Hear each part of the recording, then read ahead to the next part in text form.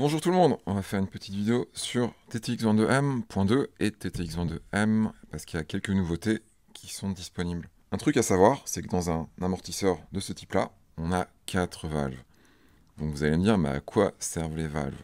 Alors, il faut bien comprendre une chose, c'est que quand on encaisse un choc, donc le ressort encaisse le choc, rejette la force, et pour pas être projeté en avant ou pour ne pas s'affaisser immédiatement, on a besoin d'avoir de la retenue, on a besoin d'avoir un amortissement. Donc c'est ce qui se passe à l'intérieur ici. Et en fait, ça se passe sur 4 voies, c'est-à-dire qu'à l'intérieur, on a des petites valves, des entrées-sorties d'huile, plus ou moins grosses, qui vont faire que ça va s'affaisser plus ou moins vite et rebondir plus ou moins rapidement. Et en fait, ce qui se passe, c'est que donc, quand on actionne les molettes, concrètement, on agit sur les valves. Mais les valves elles-mêmes ont un réglage interne qui est statique. C'est-à-dire que là, on va agir sur la valve, ok, mais dans les limites de comment elle est établie en interne. Donc je m'explique. Quand l'amortisseur se compresse, ici, on a le piston qui travaille, qui fait comme ça, et en fait, au-dessus et en dessous du piston, on a des piles de rondelles qui vont faire circuler l'huile plus ou moins rapidement. Ensuite, quand on agit sur les molettes, ça va être plus ou moins ouvert.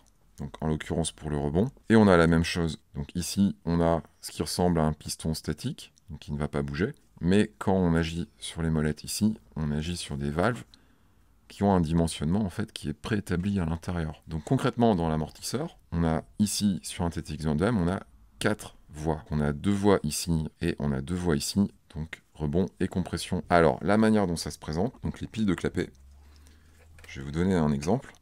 J'ai un clapet, une rondelle. Je vais en mettre une deuxième plus petite par-dessus. Ensuite, j'en mets encore une autre plus petite encore par-dessus. Et ensuite, j'en mets encore une autre plus petite par-dessus. Donc ça, c'est le type de pile de clapet qu'on retrouve autour du piston, donc d'un côté et de l'autre. Selon l'empilement qui est décidé, le nombre de clapets, leur diamètre externe et leur épaisseur, on va avoir des valves qui sont plus ou moins ouvertes. Et concrètement, il existe tout un tas de combinaisons différentes, donc je vous ai parlé de nouveautés. Depuis le mois de juillet, on a une nouvelle setting bank qu'on appelle R pour Racing, et en fait ça permet de combiner les clapets de façon assez différente de ce qu'on connaissait jusque-là, plutôt pour aller chercher des performances plus élevées. Alors il faut bien comprendre qu'on est sur du racing, donc c'est vraiment orienté performance. Pour autant, c'est des settings qui restent accessibles et utilisables par des pilotes à peu près normaux. Donc ça, c'est la partie technique, avec la possibilité donc autant d'upgrader un amortisseur version M1, donc un amortisseur de cette génération-là peut tout à fait passer sur des settings R, il n'y a aucun souci. Comme un TTX22 M.2, on peut monter l'amortisseur M.2 d'origine avec le setting R, prendre un amortisseur déjà existant, le passer en setting R, et on peut aussi prendre le TTX22 M.1 et le passer en setting R. Donc ça, c'est plutôt cool. Maintenant, j'ai une autre nouveauté qui est pour le coup pas technique, qui est esthétique.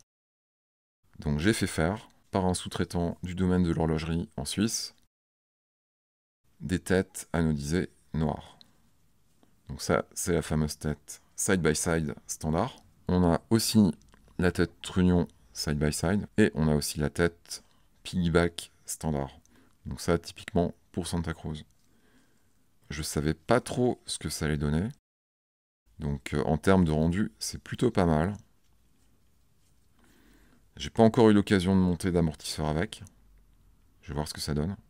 Le but, ça va être de faire un amortisseur avec la finition noire sur la quasi-totalité de l'amortisseur. Donc le seul truc qui sera pas noir, a priori, ce sera la tige, le tube, cette molette-là et cette molette-là. C'est une toute petite série, hein. J'en ai pas fait faire beaucoup. J'en ai un petit peu plus que 3, mais j'en ai pas non plus des centaines, hein, qu'on soit clair. Et ensuite, pour faire le rendu noir, en fait, il faut faire un mix de pièces M1 et M2. Donc concrètement, vu que les pièces M1, elles sont pas forcément disponibles en masse, faut pas vous attendre à ce que j'en monte plein sans arrêt, quoi.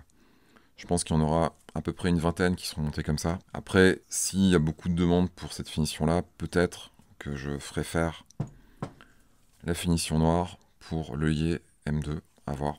Mais je vais tester plusieurs combinaisons en fait avec les pièces, voir comment ça rend, et je vous présenterai ça dans les prochains jours. Voilà, j'espère que c'était intéressant, à la prochaine.